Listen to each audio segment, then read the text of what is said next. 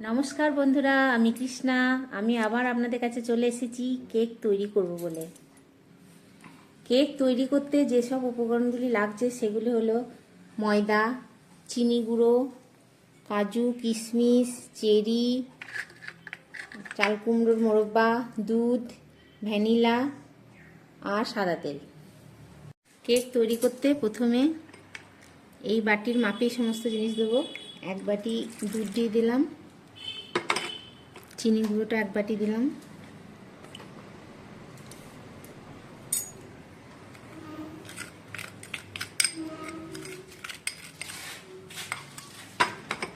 এবার ফ্লেভারের জন্য 1 চামচ ভ্যানিলা,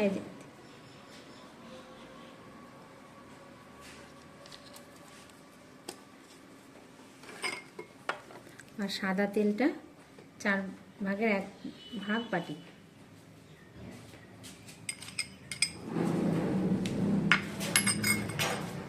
এবার এটা ভালো করে মিশিয়ে নেব 3 থেকে 4 মিনিট মতো। এটা গোলানো হয়ে গেছে। এবার 2 বাটি আটা রেখেছি, 1 বাটি দুধ, 1 বাটি চিনি আর 2 বাটি আটা। আস্তে আস্তে এটা মাখিয়ে নেব, একই ডাইরেকশনে মাখাতে হবে।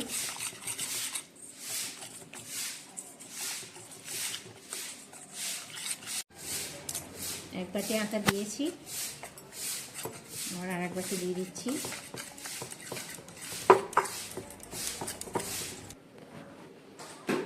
এক চামচ বেকিং পাউডার দিলাম,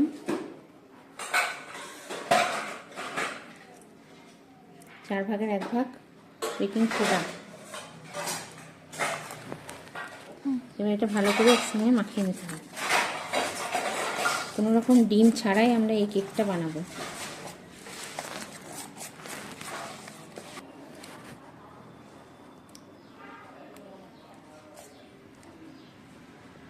একদম ব্যাটারটা এরকম হবে, না খুব পাতলা না খুব মোটা। এবার কেকটা তৈরির জন্য একটা অ্যালুমিনিয়ামের বাটি নিয়ে চলে এসেছি। একে একটু তেল ব্রাশ করে দিচ্ছি।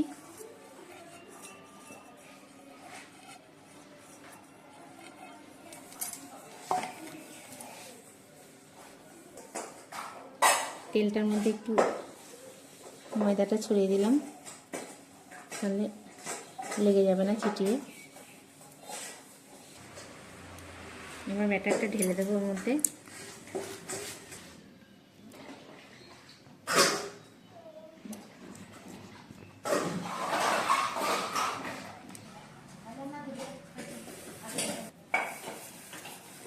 ব্যাটারটার মধ্যে যাতে হাওয়া না থাকে তার জন্য একটু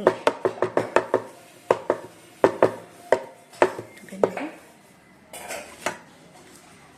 এবার একটু চাল কুমড়োর মোরব্বা এবার সাজিয়ে নেব উপরে। কাজু, কিশমিশ, চেরি উপরে দেখতে ভালো লাগবে।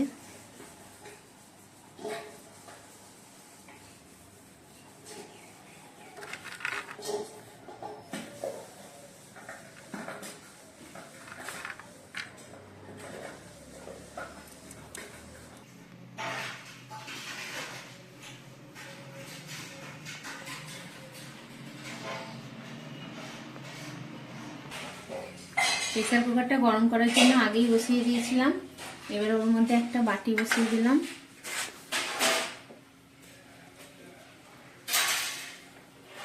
দিয়ে বসিয়ে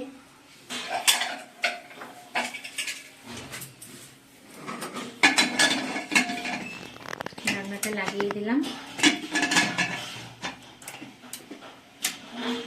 প্রেসারটা গ্যাসটা একদম লো করে রেখে দেবেন 35 থেকে 40 মিনিট পরে। কেকটা 40 থেকে 45 মিনিট হয়ে গেছে। এবার খুলে দেখি কেমন হয়েছে। কেকটা হয়েছে কিনা একবার দেখে নিই।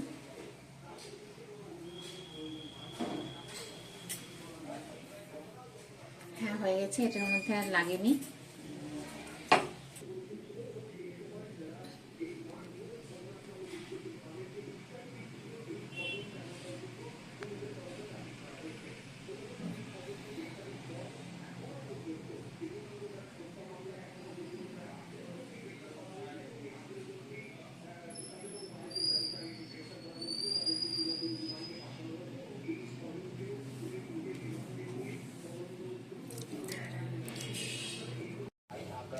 বাটিটা ঠান্ডা হয়ে গেছে, এবার চারিধারটা একটু ঘুরিয়ে ছুরি দিয়ে ঘুরিয়ে নিলাম।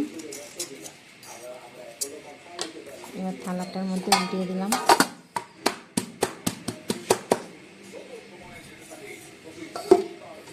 কত সুন্দর হয়েছে, দারুণ হয়েছে, স্পঞ্জ। দাও।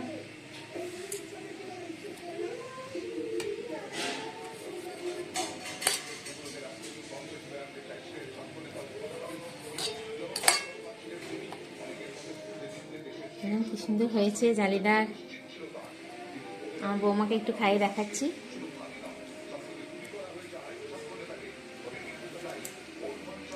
সেরা মা।